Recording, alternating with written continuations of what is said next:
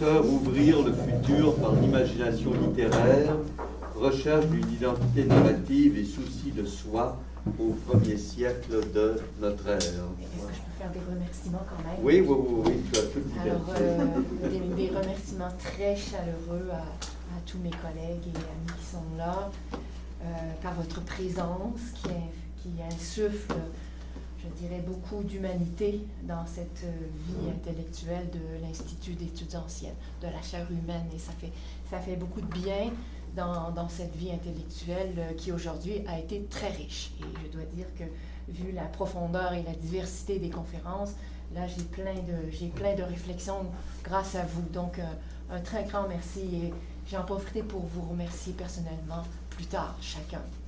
Et puis merci aussi à ceux qui ont organisé cette journée, d'avoir pris le temps, mon collègue Paul Hubert, à qui on va rendre hommage samedi en 8, pour votre souci on pourrait dire votre souci des êtres qui peuplent les bâtiments. Hein? Parce que comme disait Augustin, ces bâtiments-là doivent être le signe des humains qui sont à l'intérieur. Et il ne doit pas prendre tout l'argent au détriment des postes. Hein? Donc c'est vraiment, je trouve qu'on devrait se rappeler ça. Et je dois remercier aussi Anne-France pour tout le souci qu'elle a pris. Et Anne-France qui m'a rendue presque immortelle parce qu'elle m'a écrit une poésie. Je suis sur une lamelle orphique du 2e siècle de notre ère. Et comme je dure toujours, je n'ai pas de discours d'adieu à faire. Là, j'acquiers de l'immortalité grâce à toi. Alors, merci beaucoup. Merci. Voilà. Mon nom est sur une lamelle orphique. Hein. C'est là, hein, bon, etc. Merci Paul Hubert, à Paul Hubert et Anne-France et à tous mes collègues et Wolf-Peter aussi pour ton bel... Puis après tout, on a beaucoup parlé d'Augustin aujourd'hui. Il est à peu près de 10 ans manichéen. Hein, il n'en est pas sorti tout à fait d'ailleurs. Mais bon, ok, voilà. Alors, je vais rapidement aujourd'hui, parce que ça fait une grande journée pour tout le monde, réfléchir à la littérature des premiers siècles de notre ère sous un angle particulier, celui du récit et de la fiction. Fiction que je n'entends pas dans le sens de, évidemment, récit faux, hein, mais dans le sens de la poétique d'Aristote, et ce qui va me permettre de traiter de fiction les confessions d'Augustin sans que personne ne s'offusque trop. Là, bon, je vais en parler un petit peu. Et vous proposer quelques réflexions rapides. Bon, une petite introduction d'abord. Bon, vous le savez, on en a parlé, l'humain est un être enchevêtré dans les histoires, hein, et Paul Ricoeur, le philosophe, en avait parlé. Par le récit, on peut se construire ce qu'on appelle une identité narrative. Hein. Ricoeur disait que la vie est un récit en quête de narrateur. Et pouvoir raconter et se raconter, hein, est essentiel parce que les vies humaines en ont besoin et le méritent. Hein. Par exemple, on pourrait dire aussi toute l'histoire de la souffrance humaine, hein, etc., qui mérite qu'on s'en souvienne, même si peut-être il y a des choses qu'on ne pourrait pas raconter. Hein, peut-être qu'il y a des choses qu'on peut. Seul le récit permet, vous le savez, de donner cohérence à une vie, malgré la discordance et la discontinuité des événements, ou de rendre intelligibles des événements en les insérant dans une histoire. Et dans un récit, ça peut être un je qui s'exprime, mais l'identité narrative peut aussi concerner une collectivité, un groupe, et pas seulement des individus. Hein. Des individus ou une collectivité qui cherche à affirmer cette identité par le récit afin de pouvoir agir sur le monde. Hein.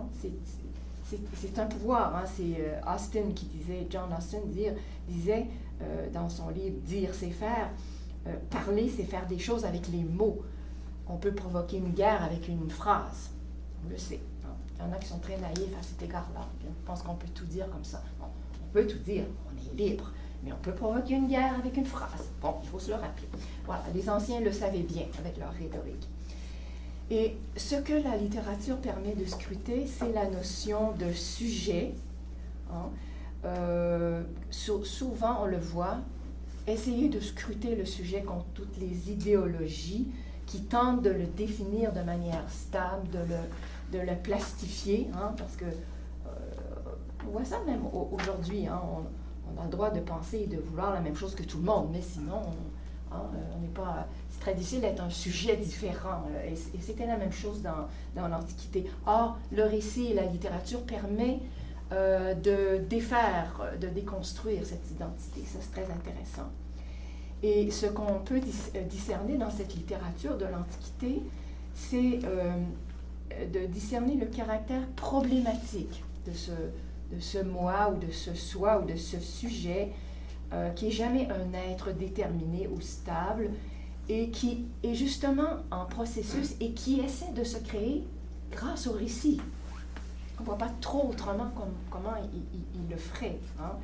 Et là, je ne pense pas seulement à Augustin qui disait qu'il était devenu une vaste énigme pour lui-même, hein, mais aussi à d'autres. Voilà.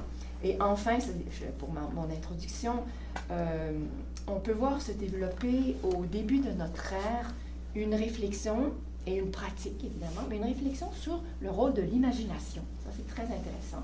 L'imagination littéraire pour guider sa vie intérieure et extérieure, pour développer une éthique.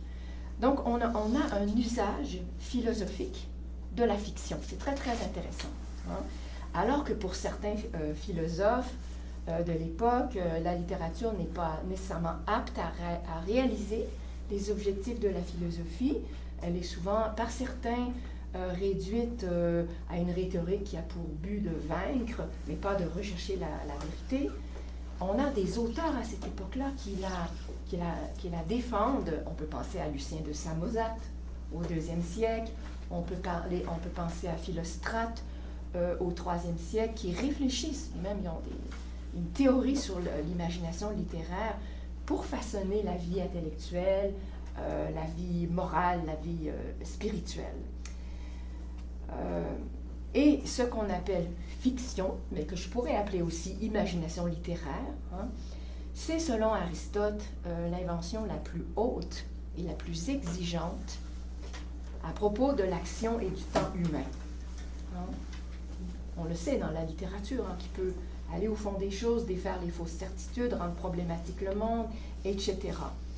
Et avant de donner deux exemples dans la littérature chrétienne, mais très, très rapides, quelques mots sur la poétique d'Aristote, qui me semble incontournable pour comprendre l'usage philosophique et religieux du récit et de la fiction.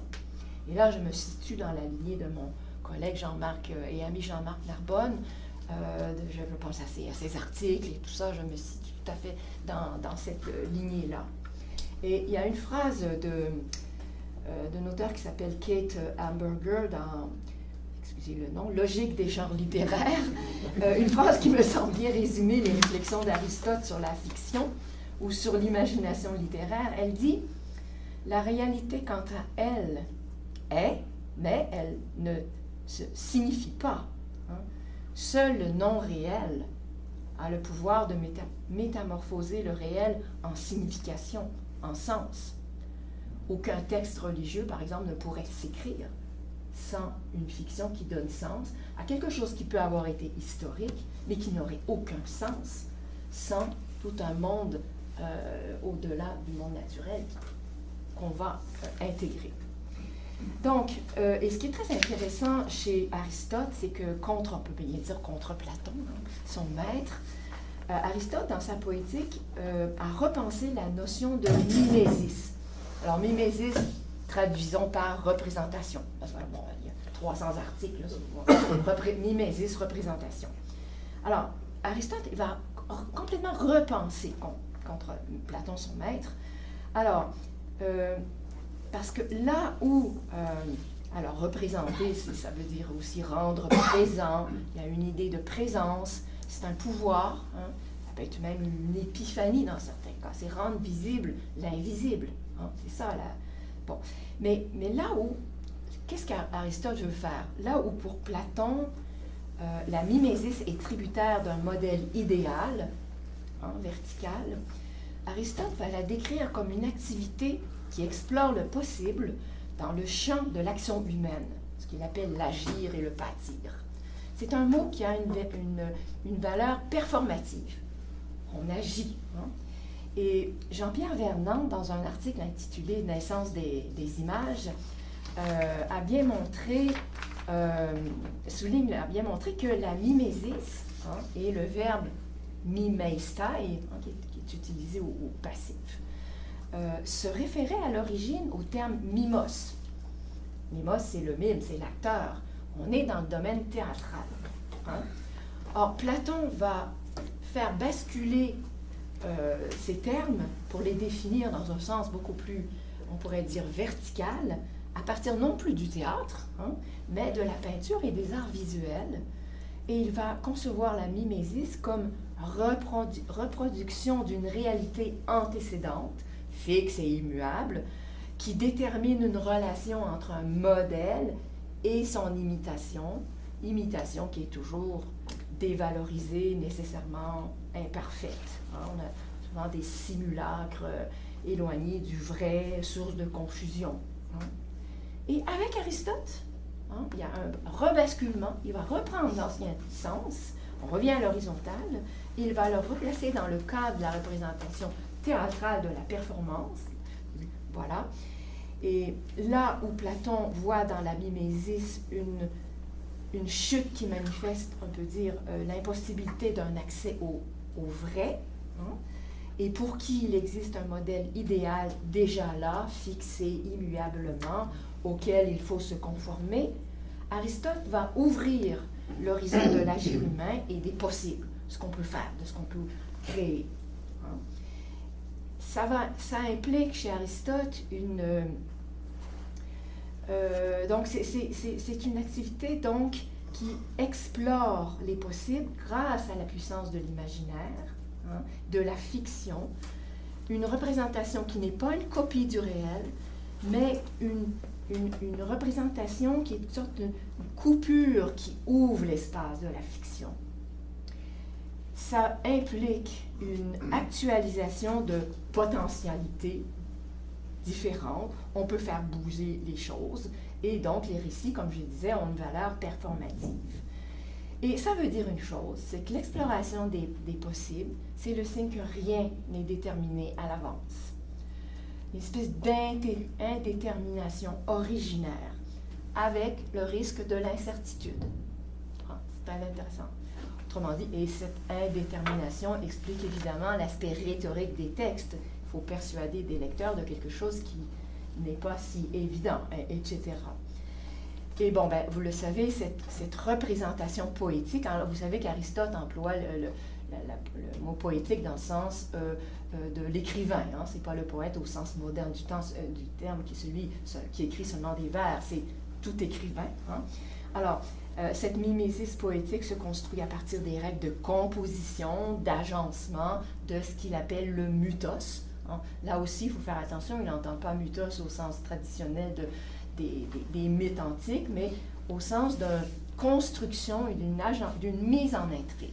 On pourrait dire une mise en intrigue de différentes choses qui, sinon, n'auraient pas de sens, n'auraient pas de cohérence, effectivement.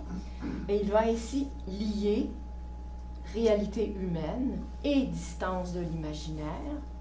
Et c'est cette distance-là qui rend possible l'intelligibilité d'une situation ou d'un être ou d'événement, et permet d'accéder à l'universel. Autrement dit, la distance fictionnelle ouvre la possibilité d'une compréhension du réel seulement. Et ce qui fait que, et là aussi il y a des discussions entre Platon et Aristote, mais on peut très bien, par exemple, dans des textes, il ne s'agit pas de faire des récits édifiants, on peut mettre en scène la violence aussi, comme dans les tragédies grecques. Bon, parce que la puissance d'agir des humains aussi, elle peut être terrifiante, vous le savez, mais par la fiction, elle est transposée par un scénario qui va épurer en condensant. Par cette mise en intrigue, elle devient un objet de compréhension. Et je pensais à un auteur anglais qui s'appelle Anthony Burgess, qui est un écrivain britannique. Dans sa préface à son livre Orange Mécanique, vous connaissez, dont Stanley Kubrick a tiré un film, et il écrit, alors c'est très violent, et j'ai eu recours à l'excès, à la caricature et même un dialecte de mon invention, afin de rendre la violence plus symbolique que réaliste, et afin de faire comprendre les choses, hein, etc. Donc, on peut mettre en scène, on peut écrire sur tout, ou presque peut-être, je ne sais pas. Bon. Mais cette capacité de faire récit est importante parce que peut-être qu'on a pu le voir aussi dans l'histoire, il y a des gens qui n'ont pas cette possibilité, qui sont inaudibles. Hein? Il y a des gens qui, pendant des siècles, n'ont pas, et même dans notre société, tu n'as pas cette capacité, et si tu n'as pas cette capacité, tu n'as pas d'identité narrative, et tu es invisible. Hein? C'est très important. Alors, cette capacité de faire récit donc, témoigne donc du fait que nous sommes responsables, mais ça ne signifie pas du tout la toute-puissance. Hein. Il n'existe pas d'identité figée. Et les récits montrent souvent un moi ou un sujet fragmenté qui ne sait pas au départ qui il est et qui doit donc se construire souvent dans des reprises narratives incessantes et dans des réinterprétations diverses, hein, etc. Et ce qui vaut pour les individus vaut pour les groupes aussi. Je pense que Ricard a raison de dire que c'est en racontant ces récits fondateurs, divers, vous connaissez la Bible, c'est divers, c'est contradictoire, on a voulu les garder comme ça, puis on les interprète, mais c'est en racontant ces récits fondateurs qu'Israël est devenu une communauté historique. Et moi, je pense que, par exemple, le christianisme n'existerait pas s'il n'y avait pas des textes extrêmement qui ont bâti peu à peu quelque chose. Ça n'existerait tout simplement pas. Voilà. Même quand un récit, je finis sur ça, puis avant de donner aussi des exemples, 2 exemples rapidement, dire que même quand on parle du je ou du moi dans un texte, je peux penser à Boès par exemple, le soi, il n'est jamais isolé lorsqu'il est mis en intrigue, parce qu'il est déjà mis dans un enchevêtrement d'actions, de réactions avec d'autres avec qui il répond et il parle. Hein, et il y a participation, échange, et aussi on fait un lien aussi, il n'y a pas donc, les récits sont faits toujours à plusieurs voix, hein, donc il n'y a pas de contradiction entre la découverte de soi, quand on essaie de le faire, et l'appartenance à un nous. C'est pas contradictoire, pas du tout. Hein, voilà. Et d'ailleurs, les auteurs, ce qu'on voit apparaître aussi, vous allez voir dans les 2 petits exemples assez rapides que je vais vous donner, c'est qu'on voit apparaître à cette époque aussi quelque chose de nouveau, des auteurs lecteurs. C'est-à-dire qu'ils sont eux-mêmes lecteurs, ils vont écrire à partir de bribes pris dans les textes. Donc ça, c'est très intéressant. On voit arriver des penseurs lecteurs. Avant de donner 2 exemples très rapides, hein, je ne pourrais pas, parce que c'est pour vous peut-être une longue journée, pas pour moi, dire une chose, c'est que dans ces récits, on met en scène des dieux, hein, ou du divin, ou un dieu. C'est très important à noter. On peut se poser la question, Dieu est-il un personnage comme les autres? Hein? Posons la question, je ne réponds pas. Hein?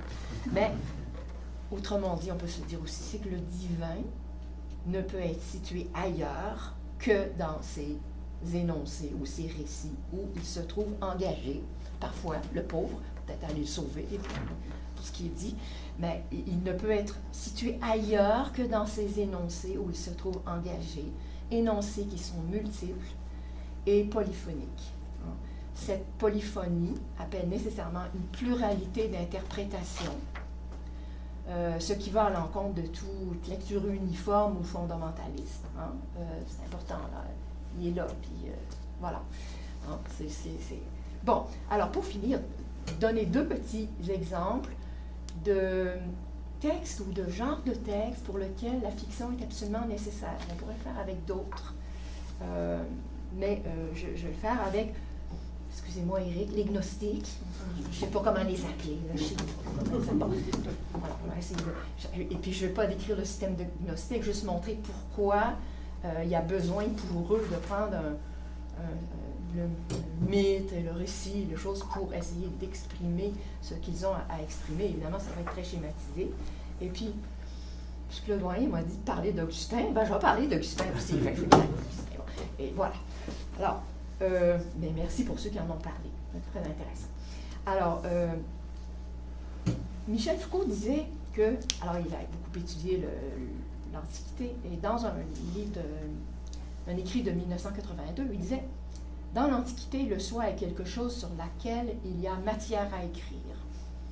Un thème, c'est un thème ou un objet ou un sujet de l'activité d'écriture. Ce n'est ni, je pense qu'il a raison, ce n'est ni un trait moderne, né de la réforme protestante, ni un produit du romantisme. C'est l'une des traditions les plus anciennes de l'Occident, une tradition déjà bien établie, déjà profondément enracinée lorsqu'Augustin commence à écrire ses confessions. Je pense que, et ça on voit ça, c'est par le récit naître vraiment l'émergence de quelqu'un qui s'exprime, qui a des valeurs, qui a des goûts, qui a des passions, qui a des... Voilà. Et cet usage de l'écrit comme technique de soi, là je pense à Pierre Hadot qui a beaucoup écrit sur ça, l'usage de l'écrit comme travail sur soi, on le trouve par exemple chez beaucoup d'auteurs. Pensez à Épictète, Sénèque, parle de lui-même, Apulée, Marc Aurèle. Mais il y a des auteurs chez qui c'est par d'autres moyens que la pure rationalité philosophique, c'est par la représentation fictionnelle qu'on va chercher à élaborer ce travail sur soi, comme les gnostiques ou d'autres textes apocryphes. On va associer ainsi philosophie, théologie et imagination littéraire sans aucun problème. Et c'est ce qu'on va trouver aussi, selon moi, chez Augustin, dans ses confessions, pour qui est important le rôle de la littérature dans l'apprentissage philosophique. Et comme je le disais tout à l'heure, c'est que ce qui est remarquable chez ces auteurs-là, et les auteurs comme Sénèque aussi et d'autres, c'est cette émergence de penseurs qui aussi vont chercher à se connaître à partir de textes fondateurs. Eux-mêmes, ils vont écrire, et ça va former une identité narrative, mais ils cherchent à se connaître toujours à partir de textes fondateurs, la littérature contemporaine ou antérieure. Alors, très rapidement, ça va encore vous informer. Rapidement.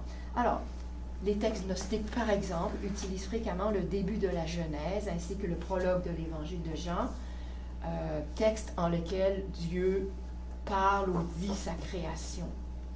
Mais ils vont l'interpréter toujours, constamment. Mais cette création ne signifie plus un ordre cosmique où l'homme trouve son rang, mais un drame.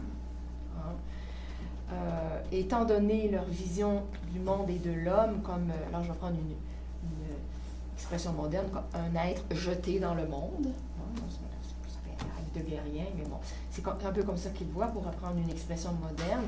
Ce qui est en jeu pour eux, c'est une dissociation du moi, de leur moi.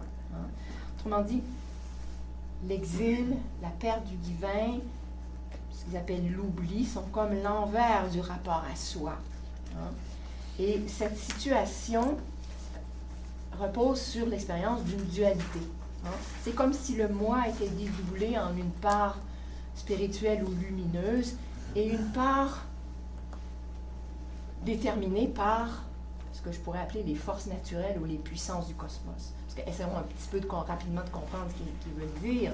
Autrement dit, je ne pense pas qu'ils décrivent de cosmogonie ou de cosmologie en tant que telle. Ils disent que le monde n'est pas beau, c'est pas ça. C'est que pour eux, par contre,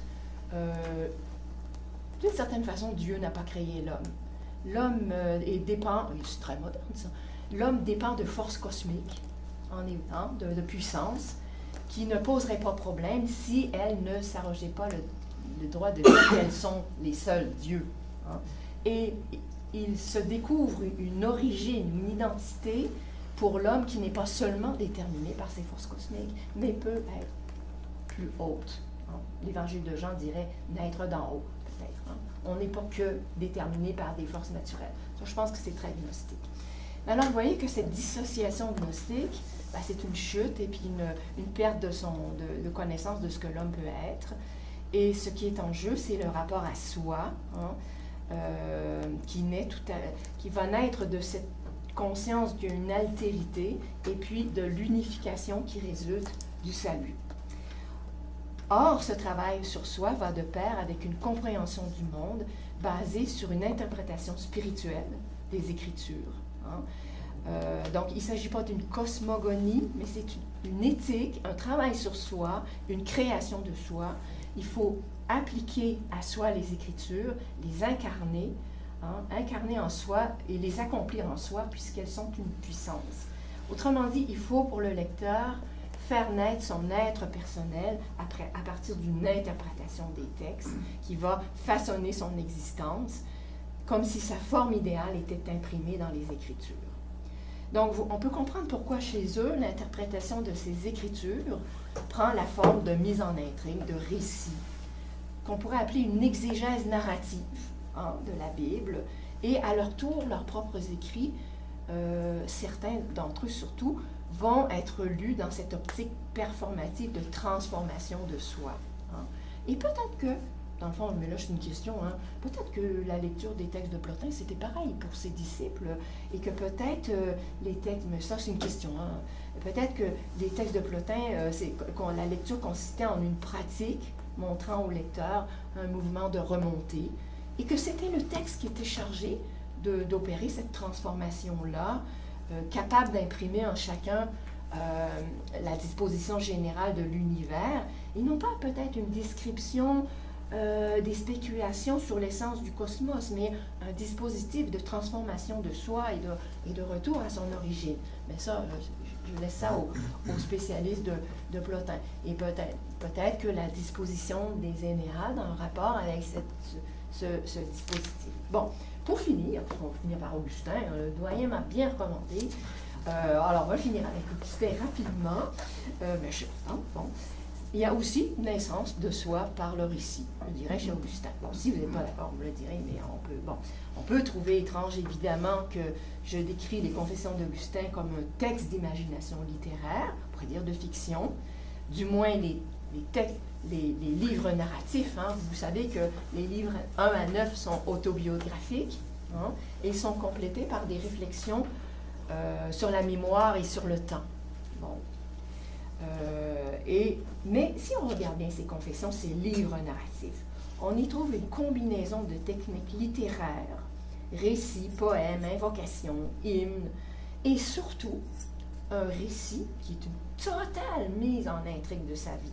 C'est pas une autobiographie, il nous parle de ses parents, son origine, c'est une totale mise en intrigue de sa vie qui est à la fois une création de l'esprit, un instrument rhétorique aussi. Il y a reconstruction d'une intrigue fondée sur des souvenirs. Évidemment, c'est une sorte d'écriture invocatoire pour instaurer un lien avec Dieu, et la façon dont il fait, on sent qu'il faut le refaire et le refaire et le refaire sans cesse. Et parce que Augustin, alors vous voyez que là, on est dans le domaine spirituel, c'est pas... Parce que même s'il y a plusieurs mots qui expriment l'intériorité chez Augustin, intos, intérieur, intimo, mais en cette intériorité, Augustin veut y découvrir une présence transcendante. Laissons l'oxymore. C'est-à-dire un tu qui est plus intérieurement présent que sa propre intériorité et supérieur à son propre cible. Un Dieu à la fois transcendant et intérieur. Bon, c'est de la poésie aussi. Et chez Augustin, l'écriture de soi est une réinterprétation de sa vie, une recréation dans un exercice philosophique d'amélioration de soi, dans un but éthique et spirituel. Si on compare avec les autobiographies modernes, qui cherchent la spontanéité du moi, la subjectivité, l'authenticité, mais l'écrivain a acquis généralement une indépendance par rapport à la sphère religieuse. Il n'y a pas besoin de faire de la fiction à ce point-là. Ces œuvres-là n'ont pas la forme d'un processus de rénovation de soi.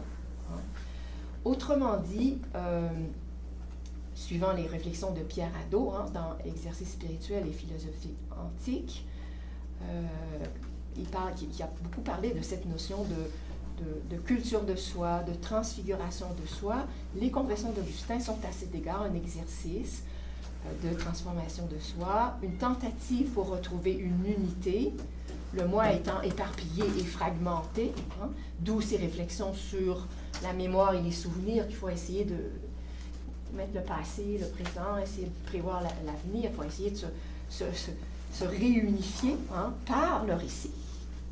Hein. Et là, donc, ces réflexions, on les comprend bien sur la mémoire et sur le temps. Donc, c'est une pratique d'écriture qui va de pair avec un travail sur soi en vue d'une transformation spirituelle. Et là aussi, chez Augustin, ce jeu est déterminé par l'interprétation des Écritures. Autrement dit, l'accès à soi va passer par une mise en intrigue de sa vie, récit lui-même fondé sur une interprétation de la Bible. À tous les trois mots, il y a un mot des Écritures, Genèse, les psaumes. C'est étrange comme autobiographie qui emprunte d'autres mots pour se dire. C'est très étrange. Hein? Donc, il a aussi l'idée est que ta vie, elle n'a pas de sens, c'est un chaos. Il faut trouver des mots. Hein? Il faut trouver un processus qui donne forme à ce que tu vis, et il le trouve dans les Écritures.